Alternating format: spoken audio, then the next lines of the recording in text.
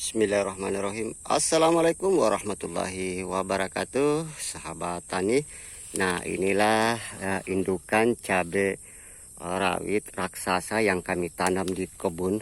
Ya, jadi jenis cabai ini memang biasanya kami gunakan sebagai indukan saja. Ketinggiannya hampir mencapai setinggi orang dewasa, ya, lebih kurang 160 cm. Nah, keunggulan dari cabai ini yaitu tahan akan serangan antraknosa, kemudian virus, keriting daun. Nah, ini sudah tumbuh sekitar hampir 2 tahunan. Ya, seperti ini sahabat tani semua, dan ini sudah banyak lagi yang masak. Di sini saya akan memetik lagi buah-buah yang sudah mulai masak dan dijadikan indukan. Bisa teman-teman lihat semua tingginya sangat besar sekali, ya. Jadi indukan cabai ini biasa kalau kita panen bisa mencapai 1 kiloan per pohon, ya. Ya, lebih kurang setengah kilo sekali panen. Hanya kendalanya memang karena di kebun itu banyak burung, biasanya akan mematok buah cabai seperti ini, tapi itu hanya pada ujungnya saja. Ini percabangannya kami simpan dengan sistem topping pucuk yang kita lakukan. Buahnya sangat lebat, walaupun setiap hari diguyur hujan, tanaman cabai ini dapat tumbuh dengan subur. Oke, saya akan memetik dulu buah cabai rawit ini untuk dijadikan benih lagi, ya. Dan ada juga jenis cabai lokal yang kami budidayakan untuk dijadikan benih. Nanti sebentar kami perlihatkan juga sahabat tani semua. Dan pemupukan yang kami lakukan ini tidak pernah tersentuh bahan kimia, 100% organik kita kocorkan di pohonnya.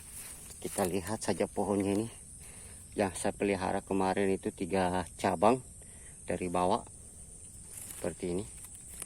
Ini bakal buahnya saya akan petik, dan saya akan perlihatkan juga jenis cabai rawit lokal atau cabai rawit gunung yang biasa tumbuh liar di hutan. Saya sudah lakukan penanaman dan ternyata juga tahan terhadap patek dan virus, ya. Kita lakukan penanaman. Oke, kita lihat dulu. Nah, ini juga jenis cabai rawit gunung atau cabai rawit lokal, ya, yang kami tanam untuk dijadikan benih.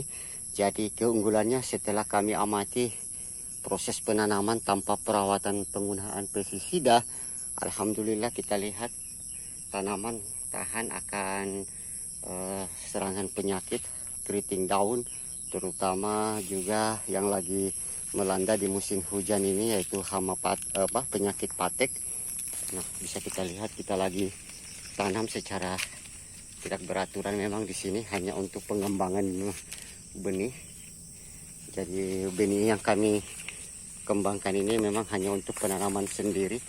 Jadi kami tidak memperjualbelikan sahabat tani. Ini kondisinya. Ini tanpa pemupukan, malah kami rumputnya sekarang sudah tumbuh liar lagi. Ya, ini kita lihat buahnya. Jadi kita tanam seperti penanaman di habitatnya, ya, seperti itu.